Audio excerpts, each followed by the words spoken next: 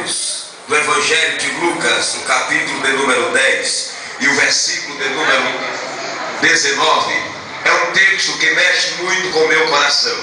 Todas as vezes que eu leio e medito no Evangelho segundo Lucas, o meu coração fica alegre e feliz por ver um Evangelho completo, por ver um Evangelho aonde o doutor e evangelista Lucas, ele se preocupou em escrever os mínimos detalhes sobre a vida de Jesus. Por que eu digo isso? Porque se você prestar bem atenção comigo nesta noite, Lucas, ele não foi um dos discípulos de Jesus.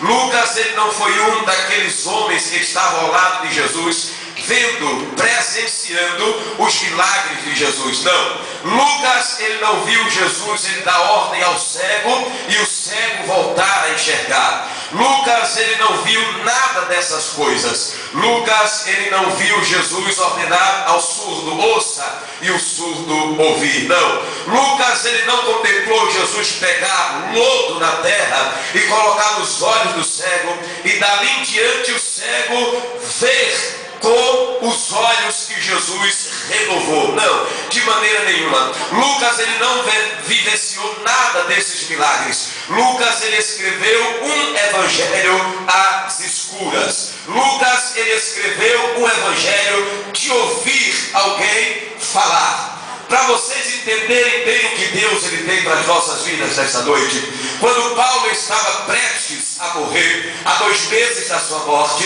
ele estava terminando o livro de Atos dos Apóstolos, e quando ele estava terminando lá na prisão onde Paulo estava, Lucas, escrevendo ali agora tudo que Paulo estava ditando, ele olhou para o apóstolo naquele dia e disse: agora eu não posso mais cuidar da medicina, agora eu não sei mais tratar de doentes, não, eu quero fazer outras coisas, eu quero agora curar a alma dos seres humanos, eu quero agora sarar as feridas que estão lá dentro do coração, porque eu não sei fazer mais outra coisa. E o que é que eu vou fazer sem você? O que é que eu vou fazer sem você para me acompanhar? Paulo era um pastor extraordinário, aleluia, que deu exemplos à vida de Lucas de uma forma tremenda. E Paulo olha agora para ele e diz: olha, sabe o que é que você vai fazer agora? Usa o talento que Deus te deu de contar histórias, aleluia.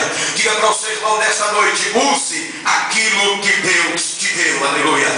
Use aquilo que Deus te presenteou, aleluia, nas suas mãos, aleluia. Debaixo da graça de Deus e segundo a revelação do Espírito Santo de Deus, eu gostaria em rápidas palavras empregar nesta noite: separados e escolhidos para fazer a diferença, aleluia. Separados e escolhidos para fazer a diferença, aleluia. Pergunte para o seu irmão: você é escolhido por Deus? Não, mais forte, irmão: você é escolhido por Deus? Então diga para ele: faça a diferença, mostre a diferença. O Senhor está esperando isso de você nesta noite. Ele está esperando que você faça a diferença aqui neste lugar, aleluia. Glorificado seja o nome do Senhor. E Lucas, ele escreveu o evangelho às cegas, irmãos, da mesma forma que Marcos. Se você prestar atenção, o evangelho de Marcos, ele não é completo da forma que é o evangelho de Lucas, não. Mas Marcos, ele cuidou, aleluia, de escrever bem uma história que Pedro contou para ele. Uma história aonde Jesus Cristo, aleluia, Pedro mandou avisar aos seus discípulos e a Pedro também, que ele ia se encontrar ali mais na frente com os seus discípulos depois de ressuscitado. E ali você pode prestar bem atenção que Jesus Cristo, ele deu uma ordem específica e disse: avise a Pedro, avise especialmente a Pedro.